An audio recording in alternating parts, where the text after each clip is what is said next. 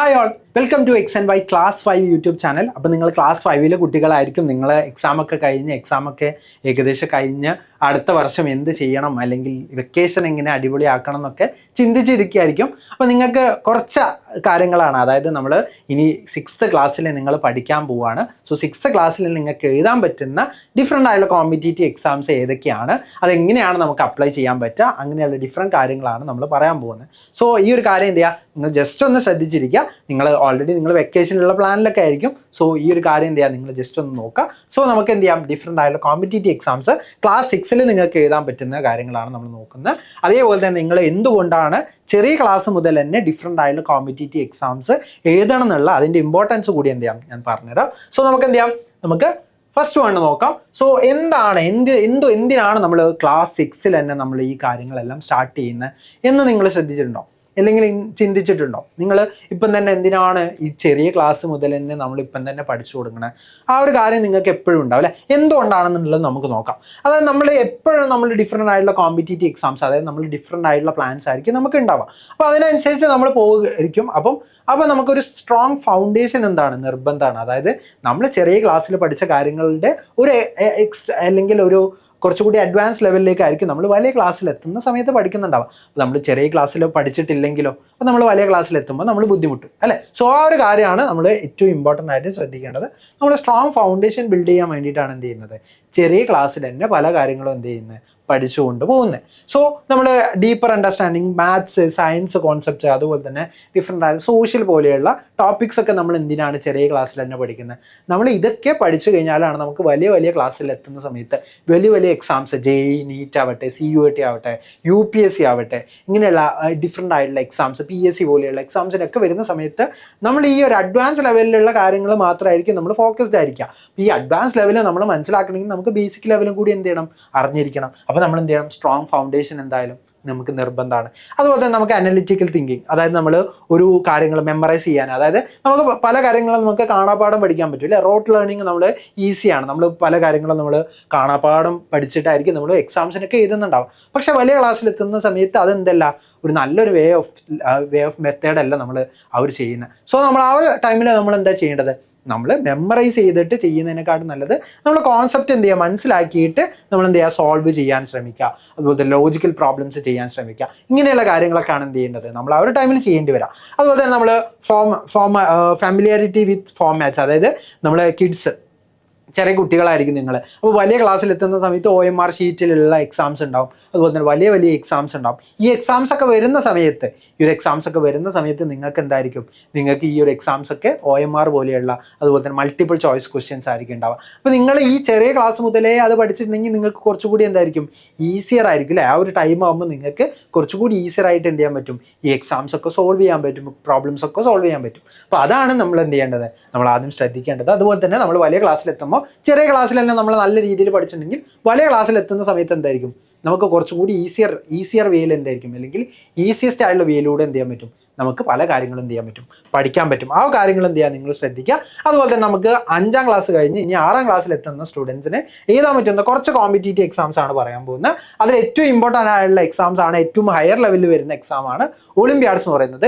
SOFൻ്റെ ഒളിമ്പ്യാഡ്സ് ഉണ്ട്, സിൽവർ സോൺസിൻ്റെ ഒളിമ്പ്യാഡ്സ് ഉണ്ട്, ഡിഫറെൻ്റ് ആയിട്ടുള്ള ടൈപ്പ് ഓഫ് ഒളിമ്പ്യാഡ്സ് ഉണ്ട്. ഈ ഒളിമ്പ്യാഡ്സിൻ്റെയൊക്കെ ഡിഫറെൻ്റ് ആയിട്ടുള്ള ഒളിമ്പ്യാഡ്സിൻ്റെയൊക്കെ വീഡിയോസ് നിങ്ങൾക്ക് എന്ത് ചെയ്യാം, എക്സ് ആൻഡ് വൈ ഒളിമ്പ്യാഡ്സ് എന്ന് പറയുന്ന യൂട്യൂബ് ചാനലിൽ പോയി കഴിഞ്ഞാൽ ഇതിൻ്റെയൊക്കെ ഡീറ്റെയിൽ ആയിട്ടുള്ള വീഡിയോ നിങ്ങൾക്ക് എന്ത് ചെയ്യാൻ പറ്റും, കാണാൻ പറ്റും. ഞാൻ ജസ്റ്റ് ഏതൊക്കെ എക്സാംസ് ഉള്ളതെന്ന് എന്ത് ചെയ്യാൻ പറഞ്ഞുതരാം. അത് സബ്ജക്ട് സ്പെസിഫിക് ആയിരിക്കും. ചിലപ്പോൾ മാത്സ് ആയിരിക്കും, സയൻസ് ആയിരിക്കും. മാത്സിൽ ഒളിമ്പ്യാഡ് ഉണ്ട്, സയൻസിൽ വേറൊരു ഒളിമ്പ്യാഡ് ഉണ്ട്. ഓക്കെ, ഇനി നിങ്ങൾക്ക് ആപ്റ്റിറ്റ്യൂഡ് ടെസ്റ്റുകൾ ഉണ്ട്. അതായത് അസെറ്റ് പോലെയുള്ള, NSTSC പോലെയുള്ള നിങ്ങളെ ആപ്റ്റിറ്റ്യൂഡ്, അതായത് നിങ്ങൾക്ക് എത്രത്തോളം സബ്ജക്ട്സ് മനസ്സിലായിട്ടുണ്ടെന്ന് മനസ്സിലാക്കുന്ന എക്സാംസ് ആണ് ഈ ആപ്റ്റിറ്റ്യൂഡ് ടെസ്റ്റുകൾ എന്ന് പറയുന്നത്. അതിൽ നിങ്ങൾക്ക് കോൺസെപ്റ്റിന് എത്രത്തോളം കോൺസെപ്റ്റ് അറിയാം, അതുപോലെ നിങ്ങൾക്ക് റിയൽ വേൾഡ് ആപ്ലിക്കേഷൻ, അതായത് നിങ്ങൾക്ക് ഒരു എക്സാമ്പിൾ തരും, എക്സാമ്പിൾ തന്നിട്ട് നിങ്ങൾക്ക് എന്ത് ചെയ്യും, കാൽക്കുലേഷൻ പ്രോബ്ലംസ് ഒക്കെ എന്ത് ചെയ്യും ഇതിൽ വരും. ഇനി അടുത്തതാണ് ലാംഗ്വേജ് ആൻഡ് ലോജിക്. നിങ്ങൾക്ക് ലാംഗ്വേജ് അറിയുന്നുണ്ടോ, ലാംഗ്വേജിൽ നിങ്ങൾ എത്രത്തോളം അടിപൊളിയാണെന്ന് ചെക്ക് ചെയ്യുന്ന എക്സാംസ് ആണ് സ്പെൽ ബി, അതുപോലെ തന്നെ ലോജിക്കൽ ഓർ റീസണിങ് ടെസ്റ്റ് പോലെയുള്ള ടെസ്റ്റുകൾ.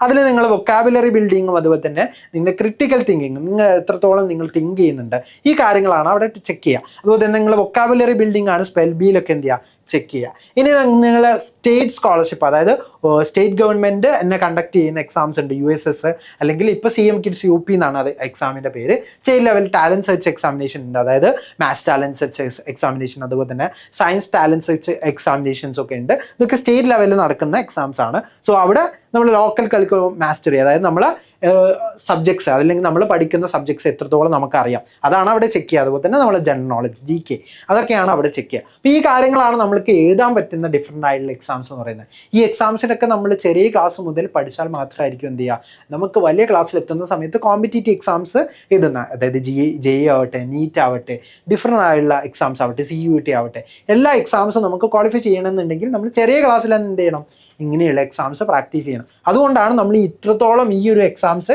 ഇമ്പോർട്ടൻ്റ് ആയിട്ട് വരുന്നത്. ഈ ഒരു എക്സാംസ് ഒക്കെ എന്ത് ചെയ്യണം, നിങ്ങൾ നല്ല രീതിയിൽ എന്ത് ചെയ്യണം, ഫോളോ ചെയ്യണം.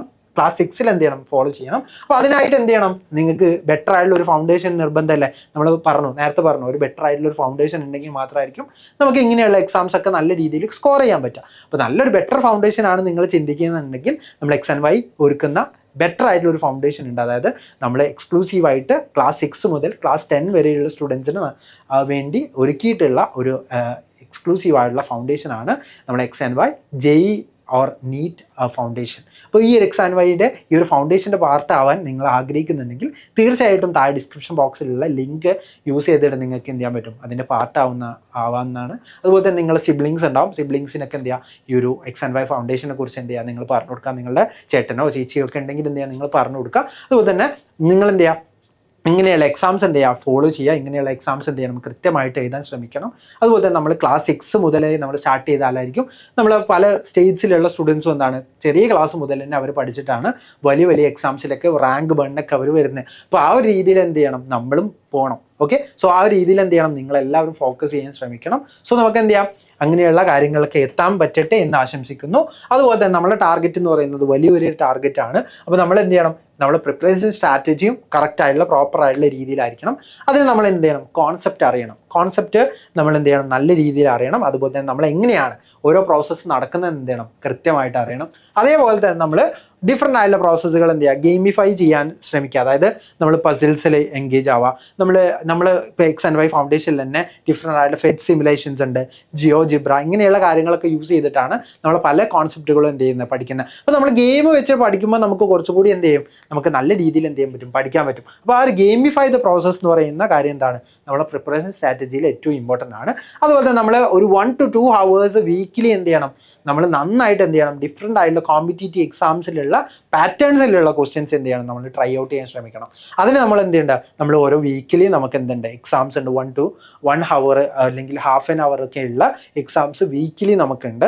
സോ ആ വീക്കിലി എക്സാംസിലൂടെ നമുക്ക് ഓരോ ചാപ്റ്ററും എന്ത് ചെയ്യാൻ പറ്റും, നല്ല രീതിയിൽ ടാക്കിൾ ചെയ്യാൻ പറ്റും. അതുപോലെ തന്നെ നല്ല രീതിയിൽ കോൺസെപ്റ്റുകൾ എന്ത് ചെയ്യാൻ പറ്റും, അറിയാൻ പറ്റും. സോ ഈ ഒരു കാര്യം എന്ത് ചെയ്യുക, നിങ്ങൾ ശ്രദ്ധിക്കുക. അതുപോലെ തന്നെ നിങ്ങൾ ഫൗണ്ടേഷൻ കോഴ്സിൻ്റെ പാർട്ടാവാൻ വേണ്ടിയിട്ട് താഴെ ഡിസ്ക്രിപ്ഷൻ ബോക്സിലുള്ള ലിങ്കോ അല്ലെങ്കിൽ അവിടെയുള്ള നമ്പറോ യൂസ് ചെയ്തിട്ട് നിങ്ങൾ ബാക്കി കാര്യങ്ങൾ എന്ത് ചെയ്യുക, ചോദിക്കുക. നമ്മൾ അക്കാഡമിക് കൗൺസിലേഴ്സ് ഉണ്ട്, അവരെന്ത് ചെയ്യും, നിങ്ങളെ സംശയങ്ങൾക്കുള്ള മറുപടി എന്ത് ചെയ്യും, അവർ തരും. അതുപോലെ തന്നെ നിങ്ങളെ ഫ്രണ്ട്സിന് എന്ത് ചെയ്യുക, ഈ കാര്യങ്ങളൊക്കെ ഷെയർ ചെയ്ത് കൊടുക്കുക. അതുപോലെ തന്നെ ഇതുപോലെയുള്ള എക്സാംസ് ഉണ്ട്, നിങ്ങൾ ഓൾറെഡി ഫൗണ്ടേഷൻ്റെ പാർട്ടാണെങ്കിൽ നിങ്ങൾ എന്ത് ചെയ്യുക, നിങ്ങളുടെ ഫ്രണ്ട്സിനെ കൂടി എന്ത് ചെയ്യുക, സജസ്റ്റ് ചെയ്ത് കൊടുക്കുക. കാരണം ഇതുപോലെയുള്ള എക്സാംസിന് നമ്മൾ ജോയിൻ ചെയ്താലായിരിക്കും നമുക്ക് എന്ത് ചെയ്യാൻ പറ്റുക, വലിയ വലിയ എക്സാംസ് നമുക്ക് വലുതാകുമ്പോൾ നമുക്ക് ചെയ്യാൻ പറ്റും. ഓക്കെ, സോ ആ ഒരു കാര്യം എന്ത് ചെയ്യുക, നിങ്ങൾ ശ്രദ്ധിക്കുക. അതുപോലെ തന്നെ നമ്മൾ ഗോൾഡൻ റോൾ എന്താണ്, നമ്മളൊരു ചാമ്പ്യൻ ആവണമെന്നുണ്ടെങ്കിൽ നമ്മൾ എന്ത് ചെയ്യുക, പ്രിപ്പറേഷൻ എപ്പോഴും എന്ത് ചെയ്യുക, ഒരു ഫൺ രീതിയിൽ എന്ത് ചെയ്യുക, നമ്മൾ കാണാം. അതായത് നല്ല രീതിയിൽ നമ്മൾ കോൺസെപ്റ്റ് അറിഞ്ഞുകൊണ്ട് എന്ത് ചെയ്യുക, പഠിക്കാൻ ശ്രമിക്കുക. അതുപോലെ തന്നെ നമ്മൾ എപ്പോഴും എന്ത് ചെയ്യുക, ഡിഫറെൻ്റ് ആയിട്ടുള്ള ഫൈനൽ സ്കോർ അല്ല നമുക്ക് ഏറ്റവും ഇമ്പോർട്ടൻറ്റ്, നമ്മൾ ഡിഫറെൻ്റ് ആയിട്ടുള്ള എക്സാംസിന് പാർട്ടിസിപ്പേറ്റ് ചെയ്താലാണ് നമുക്ക് ഇങ്ങനെയുള്ള ക്വസ്റ്റ്യൻസുമായി നമുക്ക് ഫെമിലാരിറ്റി വരാം. അതാണ് നമ്മൾ ഏറ്റവും ഇമ്പോർട്ടൻ്റ് ആയിട്ട് ശ്രമിക്കേണ്ടത്.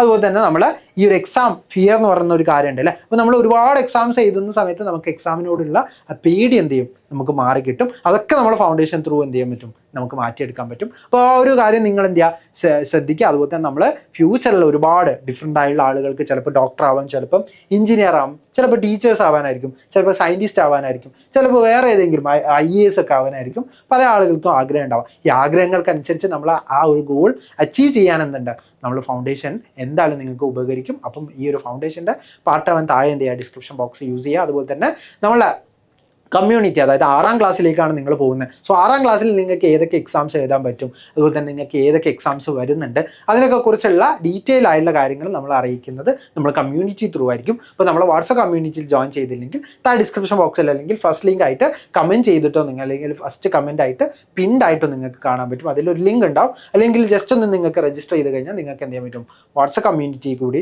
ജോയിൻ ചെയ്യാൻ പറ്റും. അത് നിങ്ങൾ എന്ത് ചെയ്യുക, യൂട്ടിലൈസ് ചെയ്യുക. അതുപോലെ തന്നെ നിങ്ങൾ മാക്സിമം ഫ്രണ്ട്സിൻ്റെ എന്ത് ചെയ്യുക, വീഡിയോ ഷെയർ ചെയ്ത് കൊടുക്കുക. സോ നമുക്ക് ഇനി എന്തൊക്കെ കാര്യങ്ങളാണ് നമ്മൾ ക്ലാസ് 6ൽ ശ്രദ്ധിക്കേണ്ടത്, അതുപോലെ തന്നെ ബാക്കി കാര്യങ്ങൾ എന്തൊക്കെയാണ് ശ്രദ്ധിക്കേണ്ടതെന്ന് നോക്കുക നമ്മൾ ക്ലാസ് 6 യൂട്യൂബ് ചാനലിലാണ് നിങ്ങൾക്ക് കാണാൻ പറ്റുക. അപ്പോൾ ക്ലാസ് 6 യൂട്യൂബ് ചാനൽ എന്ത് ചെയ്യുക, ഒന്ന് സബ്സ്ക്രൈബ് ചെയ്തിരിക്കുക. ക്ലാസ് 6 യൂട്യൂബ് ചാനലിൽ നമ്മൾ പല കാര്യങ്ങളും എന്ത് ചെയ്യും, നമ്മൾ അറിയിക്കും. അപ്പോൾ ആ കാര്യങ്ങളൊക്കെ നിങ്ങൾക്ക് അറിയണമെന്നുണ്ടെങ്കിൽ ആ യൂട്യൂബ് ചാനലിൽ കൂടി ഒന്ന് സബ്സ്ക്രൈബ് ചെയ്തിരിക്കുക. അതുപോലെ തന്നെ ഡിഫറെൻ്റ് ആയിട്ടുള്ള എക്സാംസിനെ കുറിച്ചുള്ള ഡീറ്റെയിൽസ്, ഒളിമ്പ്യാഡ്സിനെ കുറിച്ചുള്ള ഡീറ്റെയിൽസിനായിട്ട് XNY ഒളിമ്പ്യാഡ്സ് കൂടി എന്ത് ചെയ്യുക, നിങ്ങൾ സബ്സ്ക്രൈബ് ചെയ്യുക. സോ നമുക്ക് നെക്സ്റ്റ് വീഡിയോയിൽ ബാക്കി കാര്യങ്ങൾ എന്ത് ചെയ്യാം, ഡിസ്കസ് ചെയ്യാം. So thank you all.